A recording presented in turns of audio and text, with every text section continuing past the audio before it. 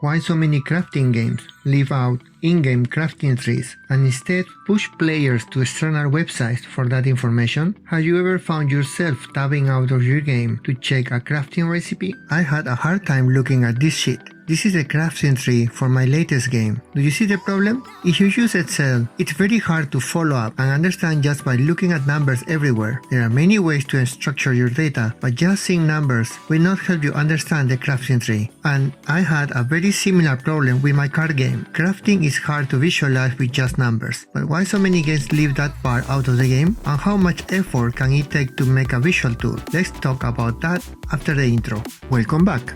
If you are new to the channel, I make games, and you can download many of my games from the link in the description below. First, let's talk about complexity of crafting systems. Many modern games feature intricate crafting mechanics, with hundreds, sometimes thousands of recipes. Think of games like Minecraft, Factorio. These games offer a deep crafting mechanic that can be overwhelming. Integrating all of this information into the game interface could lead to a cluttered and less user-friendly experience. Second, user interface challenges. A well-designed game interface prioritizes gameplay and immersion over information density. This often means less in-game guidance on crafting specifics, pushing players to external resources. Third, community engagement and content creation. Websites like Minecraft Wiki, Factorio forums, and countless YouTube channels thrive on providing detailed crafting guides. This user-generated content keeps the game community active and engaged, but I feel it makes the player go outside the game just to find out that information. It may increase community engagement, but I think the player should enjoy the game by playing it instead of searching the web to find what is needed.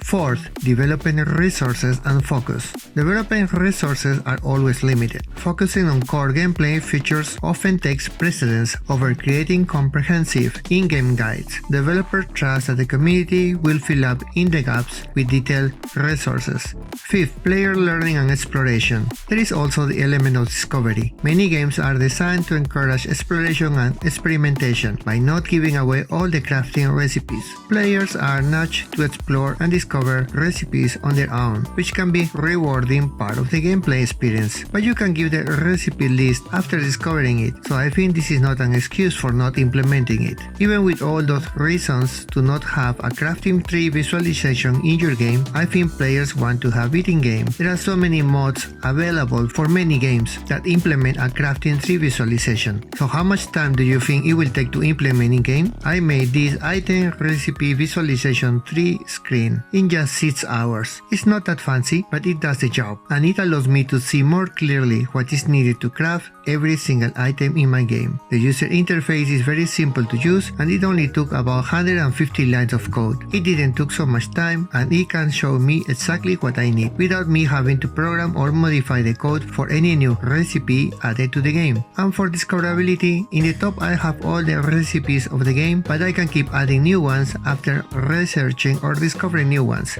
And I made it generic so I can reuse the same code to draw it in my card game, which I will implement once I finish this game. What do you think? Should more games include detailed crafting trees, or do you enjoy the challenge of discovering recipes on your own or tabbing to websites? And that's it for today. Let me know what you think in the comments below. If you want to support my work, please click like and subscribe, and click on the notification bell so you do not miss my next update. Thank you so much for watching my journey. See you next week.